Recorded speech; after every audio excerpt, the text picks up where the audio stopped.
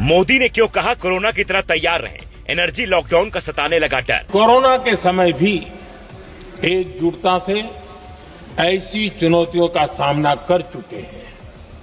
अब हमें फिर से उसी तरह तैयार रहने की आवश्यकता है। क्या होती है फ्यूल राशनिंग, जो जापान कोरिया में हुआ लागू, भारत में भी बड़ी टेंशन। इस बार वर्क फ्रॉम होम भी होगा मुश्किल, पेट्रोल डीजल के बाद बिजली की चर्चा क्यों।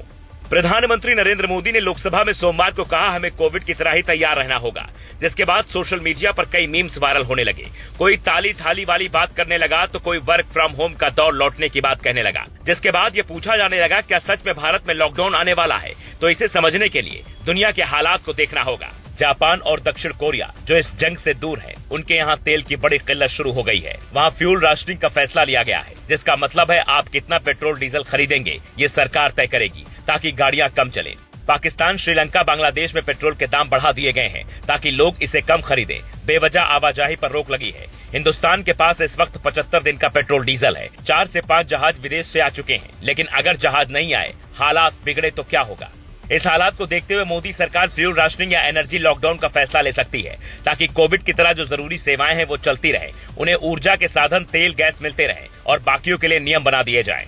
लेकिन यहाँ समस्या इस बात की है कि कोविड के वक्त वर्क फ्रॉम होम कल्चर पर लोग धीरे धीरे शिफ्ट हो गए थे। न घर में बिजली की दिक्कत थी और न खाने की। पर इस बार चूंकि रसोई गैस सिलेंडर भी महंगा हो चुका है, सरकार खुद लोगों से पीएनजी कनेक्शन पर शिफ्ट होने की अपील कर रही है। तो ये सवाल भी उठने लगा है कि जंग अगर लंबी चली तो क्या रसोई गैस सिलेंडर और पीएनजी गैस पर्याप्त मात्रा में मिल पाएगी। अपनी जरूरतों का 50% भारत विदेशों से गैस मंगवाता है, जबकि 50% खुद यही प्रोडक्शन करता है। हालांकि अब नए रास्तों के जरिए दूसरे देशों से गैस मंगवाने लगा है। हालांकि घरेलू गैस सिलेंडर की कीमत अभी महंगी हो गई है, तो आने वाले दिनों में इसकी कीमत और बढ़ सकती है। तो ये मानकर चलिए कि सरकार अपने स्तर पर भरपूर इंतजाम कर रही है। लेकिन एक बड़ी समस्या जो भारत के सामने है वो है बिजली संकट की, जिसे लेकर तमाम तरह की अफवाहें फैलाई जा रही हैं। अगर आप आंकड़े देखें तो गैस से चलने वाले बिजली प्लांट भारत के पास सिर्फ 5% हैं।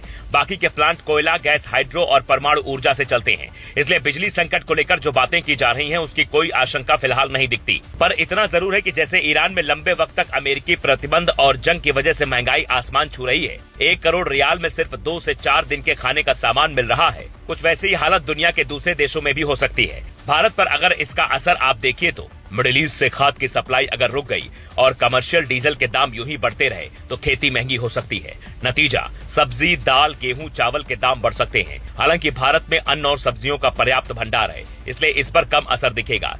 जिन कारखानों और फैक्ट्रियों को चलाने के लिए ईंधन चाहिए, बिजली चाहिए, उन पर भी असर पड़ सकता है और खास तौर पर steel, cement, automobile, chemical industry के सामान महंगे हो सकते हैं। क्रूड ऑयल के महंगा होने से हवाई टिकट तो महंगी होगी ही, साथ ही विदेश से आने वाले सामान भी महंगे हो जाएंगे। यानी ये मानकर चलिए जंग अगर नहीं रुकी तो इसका तुरंत असर पेट्रोल, डीजल, एलपीजी और एयर टिकट पर दिखेगा, जबकि 1-2 महीने में सब्जियां, दूध और राशन पर, इसके अलावा 3 से 6 महीने में कई प्रोडक्ट के दाम बढ़ सकते हैं, जिसे लेकर भारत सरकार बड़ी तैयारी कर रही है ताकि भारत पर इसका प्रभाव कम किया जा सके। इसलिए सतर्क रहें, सावधान रहें, अफवाहों से बचें।